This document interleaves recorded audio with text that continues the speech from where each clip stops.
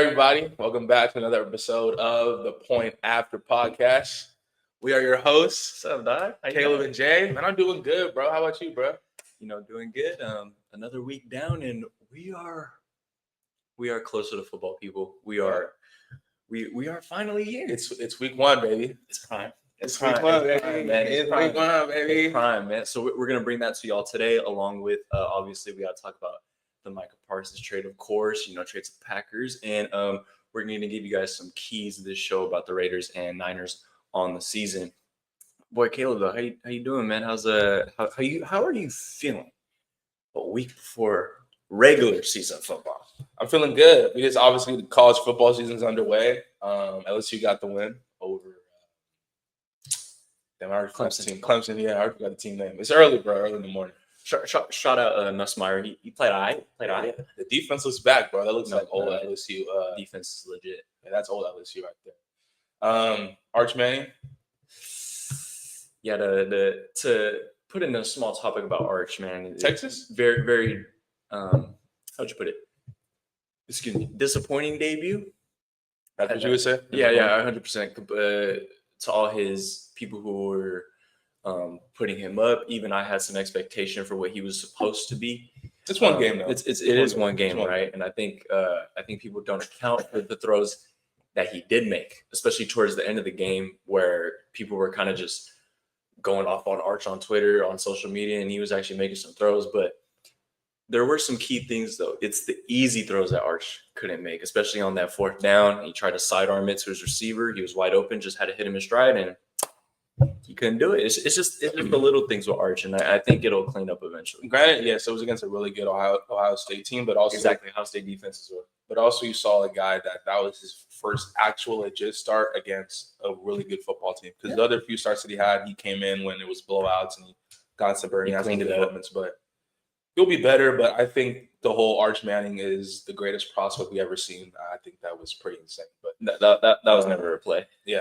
But let's get to it, bro. Let's get to it, man. So Micah traded to the Green Bay Packers. Cowboys are getting Kenny Clark and 2 first-round picks. Packers get Parsons, and Parsons has already reached an agreement with them. 4 years, $188 million contract, 120 guaranteed. Makes him the highest paid non-quarterback in NFL history, man. Mm-hmm. Well deserved. Give me your thoughts on this. This is we kind of, I wouldn't say we expected this, but out of all the trade rumors, he was quite the one. First one, I want to say, how about those Cowboys, man? Cowboys, man. The gift that keeps on giving with this team. I love the Cowboys right now. They're doing great things in the organization, I think, in my opinion. The Cowboys are just they're a clown show, bro. It's entertainment with them week in and week out. Shout out to Jerry Jones again. Never disappoints with some of his comments on certain things. For me, I'm just gonna spin in a way where I know people are saying, hey, the Cowboys, they messed around with Micah Parsons in his contract and not negotiating well with his agent. But I think also just kind of thinking about it now, I think Micah Parsons just wanted out of Dallas. I think he realizes that team as a whole yes, they're a team when healthy can win 10, 11, possibly 12 games. But he knows that this team is realistically a team that's not going to get to a Super Bowl. It's not a legit contender. And he was basically, I think, came down to hey, you give me this max money or I'm out. And once the Cowboys were like, I don't know about this and the whole negotiation process, I think he looked at it like, okay, well, you guys aren't serious about winning anyways. So if you're not going to give me the money that I want, then I'm going to leave. Right. And so no doubt, though, do I think the Cowboys messed up the negotiation process of, I think they offered him like a $35 million per year, which was, now we look at the Packers contract, that's like $12 million less. We're just going to be making annually. So I don't know, man. And the whole comments too about Jerry Jones saying that, hey, this is going to make our team better in the long term. But we had trouble stopping the run. So, I get it. And getting Kenny Clark part of the trade too. Kenny Clark's a good nose tackle. He's someone who's good against the run. And they got the 2 first-round picks. But as good as Kenny Clark is, he's not Micah Parsons. And also, it's not a complete guarantee that they're going to hit on those first 2 picks, too. Yeah, that's the Raiders when we traded Khalil Mack. Yeah. Well, we got Josh Jacobs. That turned out to be That's true. And then you got to trade him. Cleveland Farrell and Jonathan Abram, where are they now? So tough. That's so tough. Yeah. But honestly, like you were saying, man, I'm gonna have to agree with you. I think Parsons, honestly, in another view of this, I think Parsons did want to play with the Cowboys. I think he didn't mind playing with the Cowboys.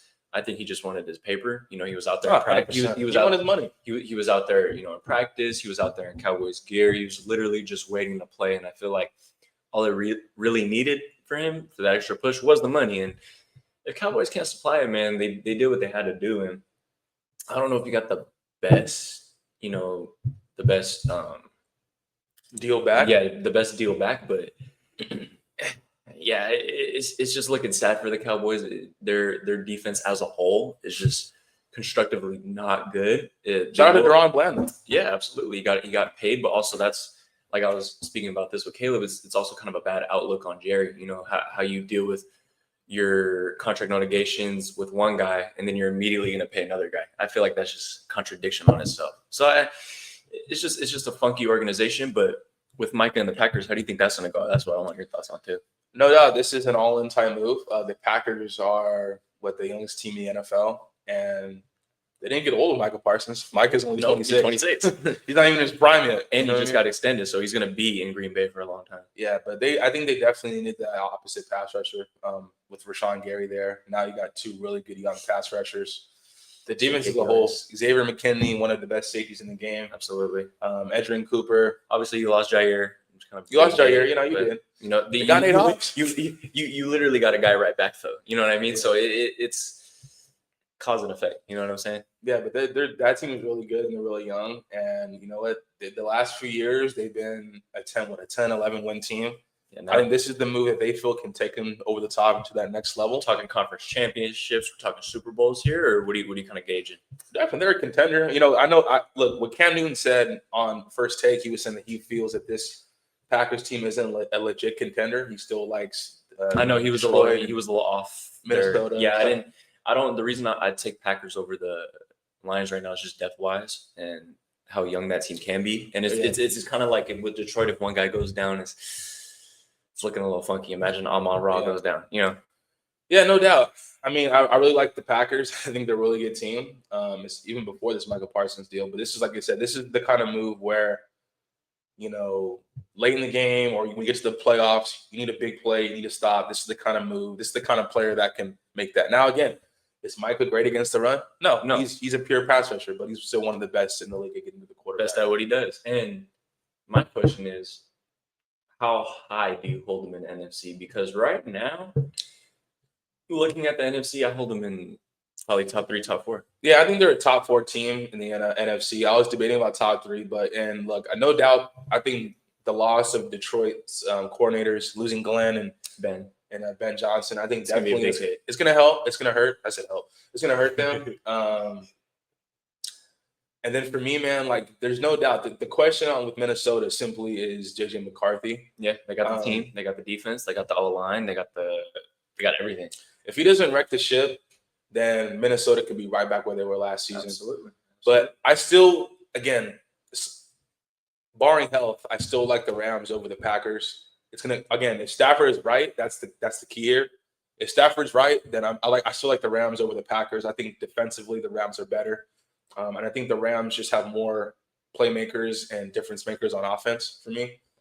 But yeah, I definitely see the Packers as a top 4 team in the NFC. They're a contender. You know, they've got a good team. Jordan Love is one of the better quarterbacks we have in this league, and we'll see how he comes off that season last year. You know, yeah, this is it's time to win now in Green Bay, man. They've been waiting. They've been waiting, and let's not forget. You know, they went toe to toe with the Niners, and almost won that game had it not been a reckless mistake by Love. You know? By the way, matter of fact, I might have to bump the Packers to 5, bro, because they're not in Philly. They're not with Philly. Yeah, no. So I see them as I think they're the 5th best team in the NFC. Sure. I still would put them there. Micah makes them better, but I still got to wait and see how it all plays out. No, 100%. And Philly's defense will always be top tier. Otherwise, to end this topic off, I'd give this grade an A. An A for the Packers. The Cowboys? For the Cowboys, I give it about a C because you still got something in return. Mm-hmm. There's still some value you could hold there. So, and Kenny Clark is not a bad player. So. And in defense, though, like one of the things that does the consequences that the Cowboys have drafted really well. They have in some aspects they have drafted really well. And sometimes, man, you got to make tough decisions. Now, would I've kept Micah? Obviously, but you pay CD, you pay Dak, you pay Diggs. Like someone's gonna have to go. Like that's just part of it. I just don't think it's very smart to send the guy who is the cornerstone of your defense and to a defense who has little to no depth. You're playing on shaky waters, 100%. But I think the one thing though is the Cowboys might be thinking of like our defense, even with Micah, isn't great. So if we trade him, we can get a player back that helps us, but also we can get 2 first-round picks. We can draft you guys to help out our defense. Right. Maybe that's the thinking long term. Maybe that's the thing. It's a wait and see though. And also, it's not like Cowboys are going to be winning a lot of games. There's going to be a lot of games where defense can't hold anything and Dak's kind of off his game, where you can't get it to CD or Pickens. You know what I'm saying? So a lot to account for the Cowboys this year. They're going to be a team to watch. And to move on to the next topic real quick, we might as well move straight into it. Regular season week 1 picks for y'all. We're going to go down straight from Thursday to the Sunday or to the Monday. Let's start off Cowboys-Eagles since we're talking about them. I'll let you take this one first. Oh, Eagles. I might even put score prediction. I'm just going to say wins or losses, bro. Yeah, that's fine. That's fine. Yeah, I'm going Eagles in this game. For me, they're just better in all facets of the game. So, pretty comfortable. Yeah, I'm pretty comfortable saying the Eagles. Saquon coming off that crazy year. Yeah. Jalen Hurts obviously improving every single year. They obviously got the defense. They're taking the cake. It's going to be the Eagles, absolutely. And then we got on Friday, September 5th, we got Chiefs and Chargers at 5. Okay. I'm going the Chiefs. No doubt the loss of Rashee Rice the first 6 games of the season is going to hurt, but it's still the Chiefs, still Patrick Mahomes. They don't lose division games. The loss of Rashawn Slater, I don't think people are really understanding how big of a loss that is for that Chargers team. And I think the Chargers as a whole, I love Jim Harbaugh, but I think they take a step back this year, actually. So I'm going Chiefs in this game. Actually, again, I think it's going to be close because division games are, for the most part, close. So I'll go Chiefs. I'm going to go Chargers here. I think they upset week 1. Okay.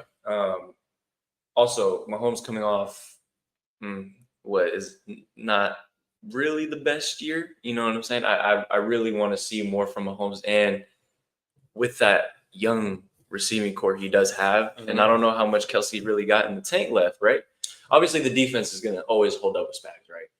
So, like I said, it'll be close. I honestly do think Chiefs are going to struggle this year. That's my hot take for the year. Wow. And then we got on Sunday, Buccaneers and Falcons for you.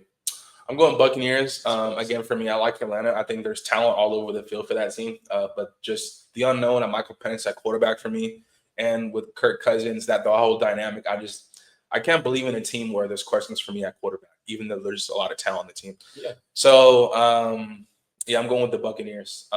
Baker Mayfield, I'm saying it right now, I think he's going to be in the MVP conversation. I think we can make a case that Baker Mayfield is probably the most underrated quarterback in the league right now.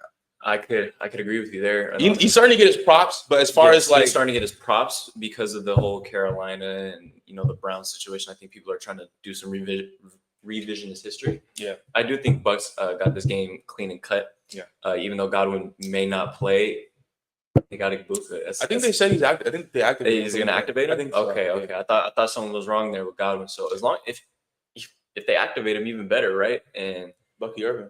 And shout out Bucky Irvin, very good back. I hope you go off that game for me.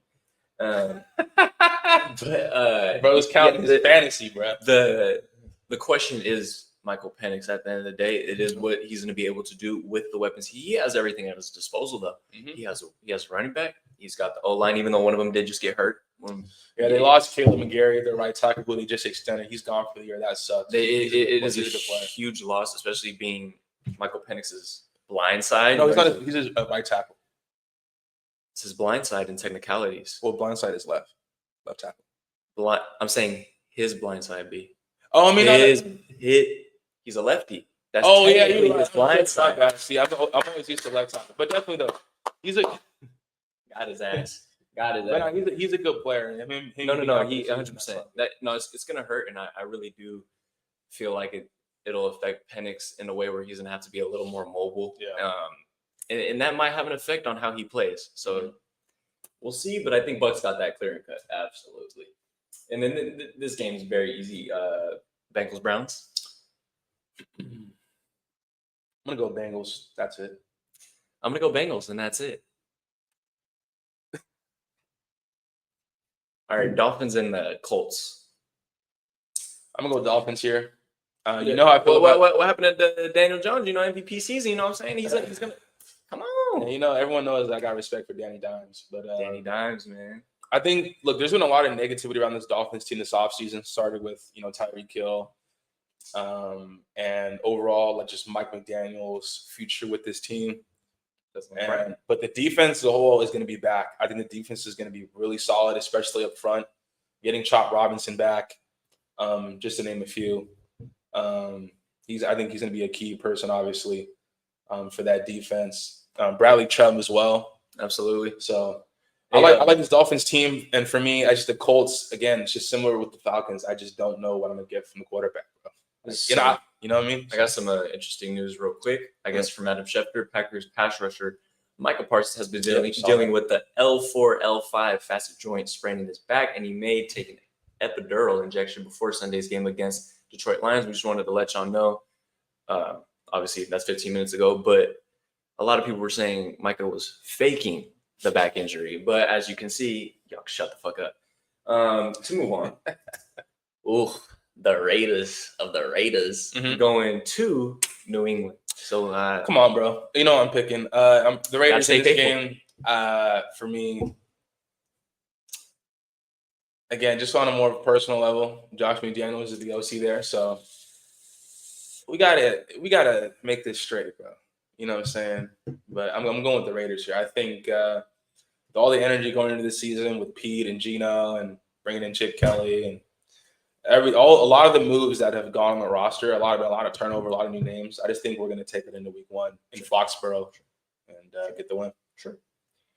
I'm picking the Patriots. I honestly think Raiders are going to be so much better this year. But I do think with you guys here, you guys are facing a very young and competitive team, a very very underrated defensively. They got Mike Vrabel, and they bring in a good old lineman like Will Campbell to help protect their young quarterback. They bring in Diggs, who's an aged but still very good receiver. Besides that, don't really got much. Yes, you bring in also Henderson, who's an absolute dog. My question is with this game is how is the Raiders defense going to hold up at the start of the season, and how fast can they start out on offense? Is it going to be slow and methodical, and then you guys will pick up kind of mid going into the season, or is it going to be straight out fast? And I hope it is, but with the Patriots defense, I don't see it happening, and I am going to take the Patriots. Shout out Gonzo.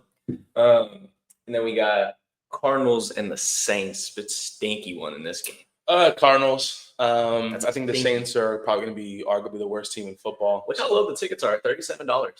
Wow, yeah, we know the value of these teams here. Yeah, I'm going to go with Cardinals too. They got some key pieces on that defense with Sweat and shout out Will Johnson and Kyler. If he stays off the COD, I think he'll be able to win a lot of games this year. And James Conner, one of the most underrated backs in the league. I think you have to take an account for him, and I think he's going to run all over that sorry defense. And Saints ain't going to score no points. So how they going to win? Beats me. And then we got Steelers playing former quarterback they had in Justin Fields, the Jets. Jets and Steelers. I'm going to go Steelers here. For me, the Jets. I don't know. For them, I got to wait and see how this all plays out. I'm not super high, but I'm not super low on the Jets because there is talent there. But I think the Steelers, for me, just more talented. Mike Tomlin, Aaron Rodgers. I don't think Aaron Rodgers is going to play bad against his former team. But I'm going to go Steelers here. Yeah, I'm going to go with the same. I don't think Aaron Rodgers is going to play bad against a former team like that, especially one who claims he did him wrong, But Aaron Rodgers is getting up there in age, and I haven't made my accusation about the wash and the whole everything, but he can still play, and they still have pieces. They got DK now. They always got that phenomenal defense, and I think, man, the Jets are a question. The Jets are a full-on question. We talked about it a few episodes ago where Cam Hayward is still holding out, so they got to find a solution on that. But yeah, Steelers are just better right now. They're better. They're just better. And this game's an outlier. Commanders versus the Giants. It's Jaden Daniels. You know what? I'm going Commanders here, but this Giants, I think this front is going to get after Jaden Daniels. I really do, but 100%. But you're right. Again, I still don't have enough confidence in the Giants' offense for me to really be sold on them. So, and plus, you can't bet against Jaden. So, Commanders. You can't bet against Jaden. Shout out LSU. Then we got the Panthers and the Jaguars. I'm actually going to go with the Panthers here. I think Bryce Young, off momentum, literal momentum, I'm talking here. I think he will take it into the season and have a great season and finally put the critics away of how he's a complete bust. Because there's still some of that talk out there. And I think McMillan's going to have a game. He's already made an impact. And I heard in training camp, he's just lined it up. Shout out Leggett as well. And they added some key pieces to that defense. Not really a good defense still, but it's significantly better than last year. You got a few pieces on that D line again, and you got a very good piece in Hubbard. I feel like he's also one of the more underrated backs in the league as far as I go. Yeah, I think this is actually going to be one of the closer games of Week 1. But I'm going to go Jacksonville for me. The reason why I just think this offense is going to be borderline a top 10 offense. I think they're going to put up a lot of points. Yes, the defense is still a ways away. But I just think overall, I just have more confidence in Jacksonville being able to put up points against Carolina's defense compared to Carolina putting up points against Jacksonville's defense. Sure. I think similar to Jacksonville, I think Carolina's offense is potentially really exciting. What they got there, we obviously talked about with McMillan and Leggett, and come to terms now with Hunter Renfrow. Yep, finally. Talked about Chuba. So Carolina's an intriguing team, but I just think in this game, Week 1, with Liam Coleman, his coaching debut, I think Jacksonville will get this one. All right. I like to see it. And follow-up question I do have for you: do you think Travis Hunter plays the whole game? Not play the whole game. I think he'll play the significant snaps on offense defense. I think he'll play some snaps on defense, but I think he's at his best as a wide receiver. He is. So yep. Cool. We got the Titans and the Broncos. What a debut Cam has to go against for his first game. That is a test for your first game. I don't like picking teams in my division to win games, but yeah, the Broncos pretty clearly here. I'm talking about potentially the best defense in football. Coming off with Bo Nix his rookie year with Sean Payton, only progression really you can see with this team. So they got Surtain and Barron. We got to see how Barron is. You know what I'm saying? But you're right. I think Barron's going to be really good. And yeah, I just don't think Tennessee. They're a year or two away from really being a competitive. They're a year or two away.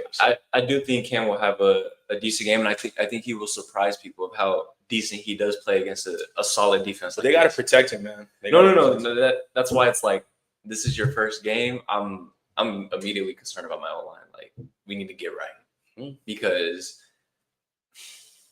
Yeah, Sean Senden. Yeah, absolutely. So and then we got the Niners and the Seahawks. I'm taking my Niners, man. Don't really have too much faith in Sam Darnold, man.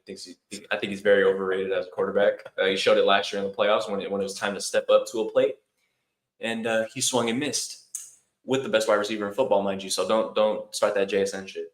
And that defense, while it is very, very good, I think the Niners offense, what they scheme up, they always have CMC back. I hope they split carries. We'll talk about the keys later on. But with Brian Robinson Jr. now, I think the defense will win a lot of games for the Niners this year, and especially with improving that run defense. Yeah, Kenneth Walker, you're not doing much, buddy. And Lenore is strapping. Who's he guarding? He can guard anybody. JSN? I don't know. JSN might cook, bro. But yeah, that's JSN. That's clams. Well, Lenore, clams, buddy. I'm gonna go Niners too, but similar to with the Jacksonville and Carolina game, I think this is actually gonna be a close one too. Division always. Yeah, because I think these two teams are actually pretty like even as far as we look at talent. Yeah, absolutely. But yeah, for me, there's still concerns I have with the offensive line. Greg Zubel, who they drafted, has really played well in preseason. There was a debate if he was going to play tackle or guard and move him inside. He's been really good there. Again, we got to see what kind of Cooper Kupp we're going to get this year and talk about the defense being really good as well. Lenore's locking that up, by the way. Yeah. Lenore's locking that washed ass up. And then I think Kenneth Walker, again, I love Kenneth Walker, but I think we saw last season the fact they couldn't run the football. A large part of that was because their offensive line was not good. So – And then Sam Darnold, like we're gonna see. I think people are the difference between Geno, who masked a lot of things for that Seahawks team last year. And I do think Geno's a very much better quarterback. So we'll see. Again, I think it's gonna be a real exciting game. The division games are always good, but always good. I'm gonna go Niners in this game. Yeah. Appreciate it. We appreciate that. And then after the news we just got about Micah, how are you taking this game with the Lions and Packers? Even with Micah there, I think these actually gonna be some good games. I thought it was only be a game or two that was gonna be good, but we got some good games. Yeah, these again, two really good teams. Just wait till you hear the two next ones. Yeah, two contenders in the NFC, obviously. But even with Micah there, I'm still going Detroit. I'm still going Detroit. Yes, we just talked about the two coordinators that are gone, but a team that's made the NFC Championship twice. Or no, they lost the Commanders in the divisional round, but they made the NFC Championship last year, or 2 years prior. But this Lions team's really good, man, and I just think, I'm going with Detroit. I think they're better right now than Green Bay. I know there's a lot of hype because of the Micah deal. But no, I'm gonna have to agree with you here. Overall defense and their secondary is very good, and their offense is potent. No, their offense is potent. I think a lot of people forget about Williams and what he can do as a deep threat, and I also people think you forget about Laporta, and Laporta's a complete dog. Laporta is that he's one of the best tight ends. But do I think Micah's going to get to Jared Goff? Absolutely. Well, yeah, it's one of the best out there. But I don't think it'll be enough to where the Packers will win this game. I do think it'll be very close, but I am going to take Detroit. Yeah, Detroit for sure. Shout out Detroit, and then we got to shout out the next two games, man. We got the Texans and the Rams. Again, it all hinges on Stafford and his health. But if he's right, I'm going Rams here. I like the Texans. They had a bit of a disappointing year last year. It was definitely up and down season. But again, I just think the Rams are a top 2 or 3 team in the NFC, and I'm going. Yeah, even with limp arm over there, I'm still going Stroud. And the Texans. Wow. Okay. I think that defense is great. I think D'Amico Ryans is great, and I think what Nico Collins and Stroud can do, tear up that defense. And also, tear up the Rams defense? Yeah. Wow. And I think, in my opinion, Stroud's going to have a way better bounce back here from his sophomore slump. That was indeed a sophomore slump. Mm-hmm. It was. And I do think he's going to come back way better. I feel like he's going to clock his adjustments, and he'll make the right adjustments. You know what I'm saying? Mm-hmm. They got the best corner in the game, man. Yeah, the concern with the Texans right now for me is the run game without Joe Mixon, how they can be able to run the football. They got Nick Chubb. And I know Nick Chubb's coming off an injury, but you have Nick Chubb to start out, and I heard Mixon's only missing about 4 games. I don't think we'll see how Nick Chubb looks again. He has had the injuries the last few seasons, so but you're right though. If he's healthy, Nick Chubb is still Nick Chubb, but I gotta wait and see before I can put full faith in. Shout out Nick Chubb, man. Yeah, I gotta wait before I put full faith in him. So. I feel you. Then we got Ravens and the Bills, man. Damn, this is close. I'm gonna go Ravens here. I think it's gonna be real close. I just like the Ravens in this game. I'm not gonna go deep into it. It's gonna be close though, but yeah. I'm gonna go Bills. Cool. All right. Cool. Yeah. And then we got on Monday, we got a shitter. We got the Vikings and the Bears. I don't know if it's a shitter. Well, no, it's not a shitter. It's actually some good talent on the field that we're actually going to be able to watch. You know what? All the negativity to try on Caleb Williams here.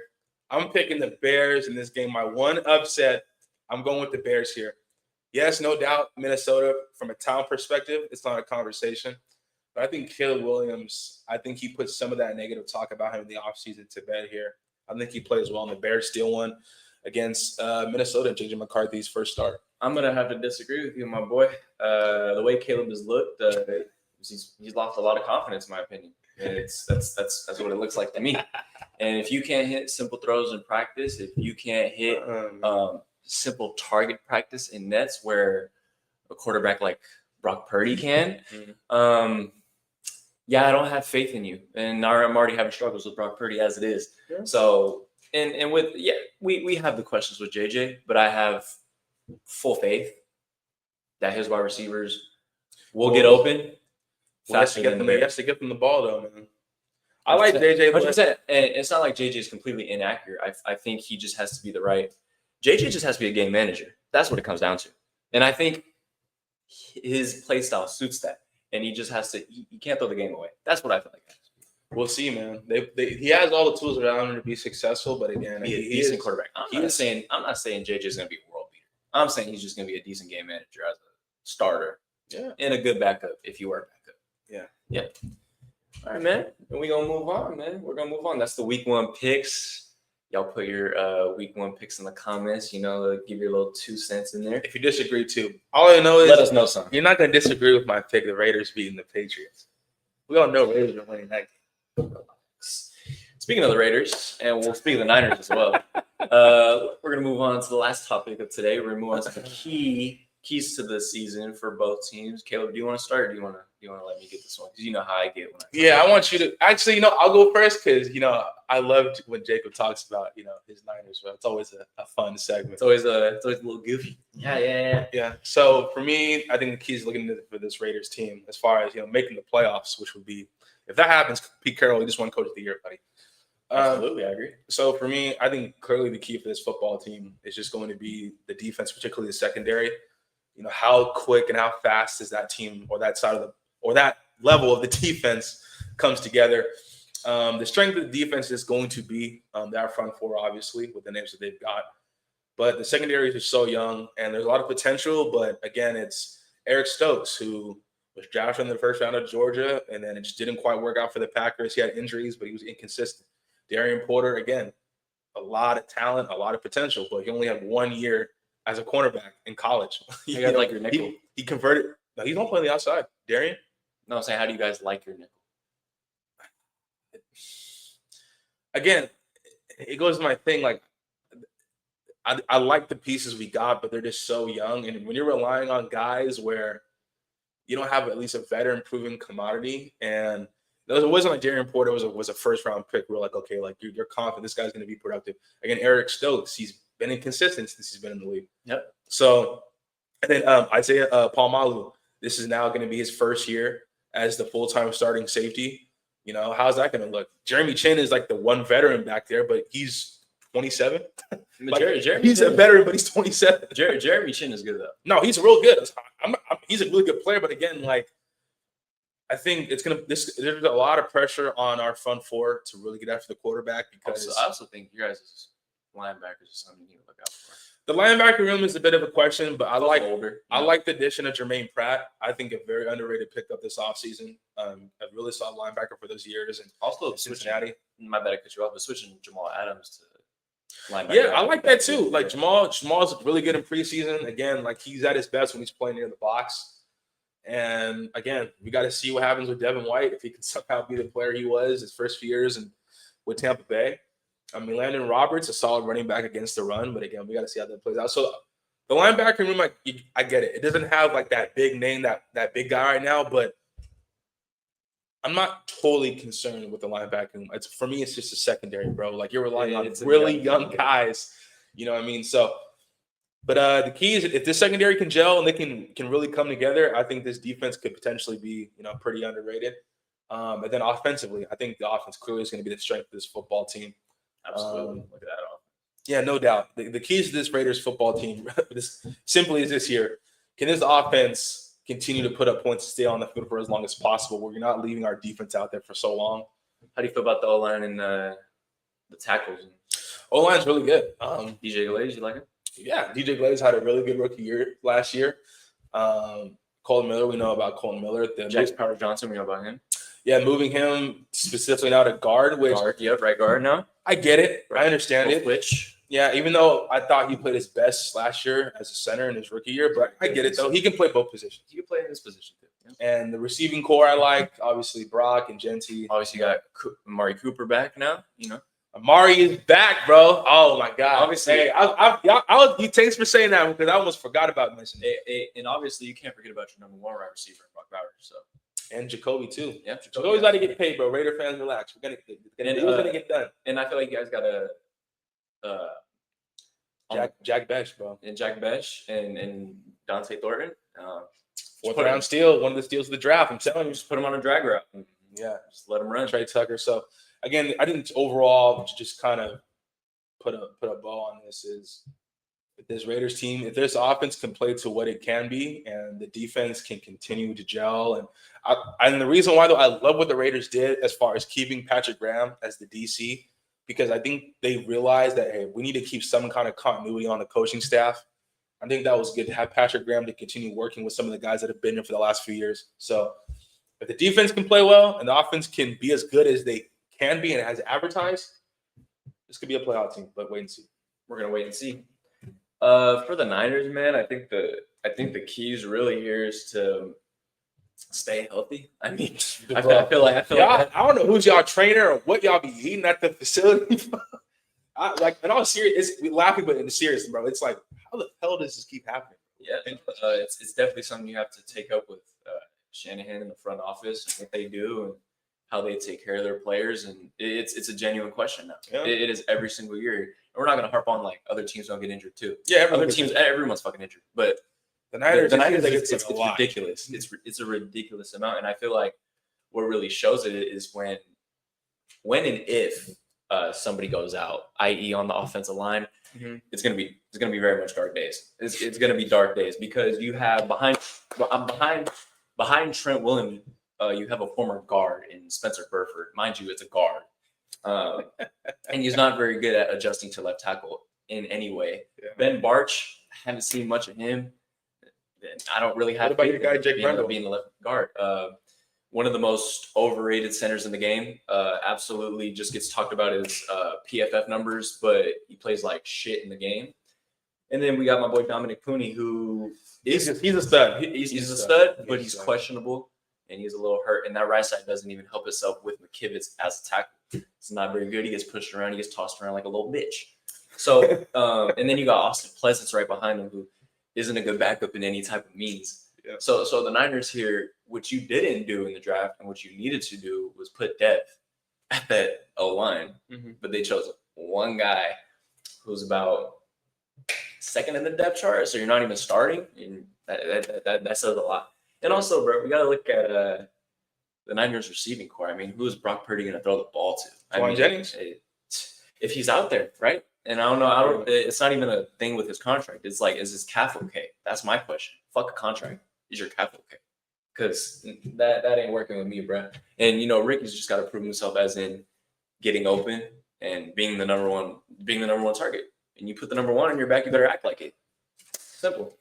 And Russell Gage, I mean, very average receiver. I mean, he had some good moments when he was in Atlanta, though. He had some good moments. The keys for the Niners is going to be use with what little you have, right? You don't have a lot of guys. You don't have the super powerhouse. You don't have the Super Bowl ready team. You fucking do not.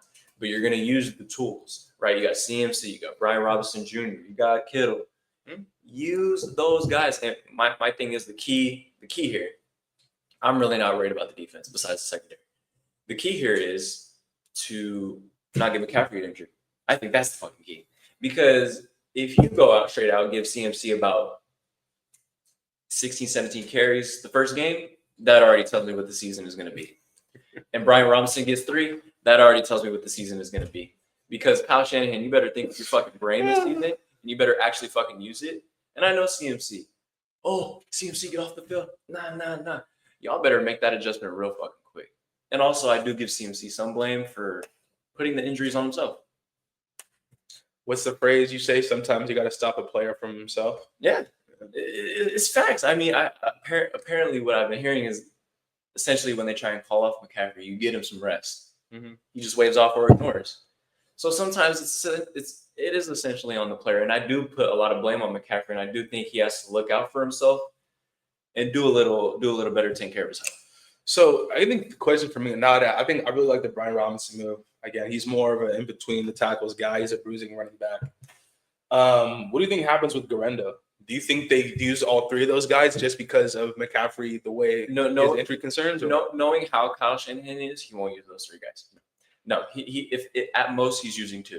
But he loves McCaffrey in the running and pass game, which that means he will use him on third downs anyway. There's not really a need for Garendo to be in there. And also, let's not forget, Grando can't stay healthy worth a damn. You're gonna put him out there for one play, he's gonna get injured, and you're not gonna use him again. So the thing with Grando is can he stay healthy and can he stay consistent? That's my gripe with them. And with the Niners defense, I feel like the keys is gotta stop the run. Gotta stop the run. Because if you ain't gonna stop, because I know the Niners ain't gonna stop the pass. That secondary is shot. Besides Lenore, the safeties and the corners are. So you don't like Mustafa? Mustafa's injured. He's not gonna be starting. You know, it's gonna be Pinnock and Jair Brown. Jair Brown can't tackle the fly. So it hurts. D Winters and Fred Warner. I do have faith there. You know, with what Robert Saleh has done with this D line with Michael and CJ. Shout out CJ West. I think he's gonna be a phenomenal prospect. You know, you got Jordan Elliott right beside him and Bosa on the other side. And you got decent depth at that D line. You know, Yatir Gross-Matos, Khalil Davis, Alfred Collins, Bryce Huff. I'm not worried about the D line. I'm worried about that O line. I'm worried about that secondary. And I feel like if the Niners stay somewhat healthy, keep the key players healthy, I don't know. I think keep it low scoring. I think Niners can win some games, and it's a very easy schedule. Yeah, definitely. I mean, I got to agree. The Niners with the strength of schedule, I think they definitely should win a lot of games. But you're right. The offensive line is a question mark, and then the secondary, you know. Let's not forget, man, if Trent Williams goes down, it's freaking wraps. It's wraps. Who is coming in for him? And who is blocking Brock Purdy's blind side? Legit. Yeah. You know what I mean? Like, I give credit to Jalen Moore in some aspect because he could do it to some, even though he still get beat on his ass. Yeah. He could still do it, but you're putting in a guard behind Trent Williams, one of the greatest tackles. It just doesn't make sense to me. It doesn't make sense to me. So I want your opinion on this whole Juwan Jennings situation. I first want to ask you, what do you believe is a reasonable contract? And two, what do you feel is like when Ayuk's back healthy? My thing is there is no reasonable contract because Jennings got paid last year. There is no reasonable contract. You paid on what you signed on. I know you're trying to. He's trying to do with all the other wide receivers, with all the other players are trying to do. Oh, I want a pay raise. I want a pay raise. No, you play on that contract and you play it out, and then you get your pay raise because that's how it's supposed to be. And I think Niners got a little too scared and traumatized. Debo situation, the Ayuk situation. You get scared, dude. Like you're like, do we want to pay this guy this amount of money when we know Kyle can make another one of these guys? Let's not forget what Kyle can make a guy. That's one thing I will give him credit for. Kyle can make a skilled player. So you believe with Ayuk back and with Pearsall on the crew, if they don't need Juwan Jennings. So you wouldn't be mad if they traded him? I would not be mad at all. Juwan Jennings, and I'm not going to be mad if he comes back either. That's the thing. Like either way with this thing, I feel like Juwan Jennings is such a he's hurting himself in this. I feel like. So you believe he's a bit overrated in that offense? In this offense, yes, because if you put Juwan Jennings on another team, he is not replicating what he's doing on this team. Absolutely not. Absolutely not. He fits this offense to a T, and I think Kyle Shanahan has brought the best out of what he's able to do with his ability, right? But I'm gonna put this out there right now. He's gonna make Jordan Watkins a guy, and y'all are gonna forget about Juwan Jennings tomorrow. So I'll say that. It's just facts. I'm surprised I didn't hear no Kyle Shanahan stuff, bro. But I will say if the ship does wreck with this schedule they have, with the players they have, it kind of falls on Kyle. You can't put it on Purdy. He has no one to really throw it to. You can't put it on CMC. He has a shit O-line. You know, you can't put it on anybody but Kyle. So are we talking about a potential Shanahan hot seat here? We are talking about a potential. I honestly think it's more from the front office than it is from us. Look how much leeway they gave him with money this year. They said, look at all the money you got to spend. You still ain't bring us a Super Bowl. You still ain't do your job. And then they're trying to see how much he could do without all the money. And also, you're bringing in Robert Saleh for a reason. Potential replacement? You're bringing in Robert Saleh for a reason. The whole Jim Tom Sula talk, fuck all that. You literally have an in-house replacement. Yeah. So I feel like they're kind of hanging that over Kyle's head saying, hey, look what we got. Look what we got. So I feel like that's what it is. But I do think if Niners do have a down season, Kyle Shanahan has time to have a talk. I'm not saying he needs to be fired this next upcoming year if he has a bad season. I'm talking about probably the next year after it's going to be wraps. Because how many years has this been now? Since 2018, 19? 17. So, damn. So what? 8, 9 years now? He's been there for a minute. Yeah, 8, 9 years I've had to deal with this fuck. But that's gonna cap off the show, y'all. We hope you enjoyed a good meaty show for y'all. We got a lot of good topics in. We're gonna bring y'all the week one review next week and a whole lot of other topics possible. Coming back after Raiders win, baby. We'll see about that. We're gonna be talking about with y'all a possible Canelo Crawford prediction. We're gonna get into that in depth, and we hope y'all have a blessed day. Please like and subscribe, man. We're almost to 50 subscribers. And we're gonna keep bringing content for y'all, man. And don't forget to comment too, so we can get after you. Yeah, we're gonna get after you now. But it's been me and your boy Caleb, man. We're gonna hit y'all on the next one, man. We out of this one, man. Peace.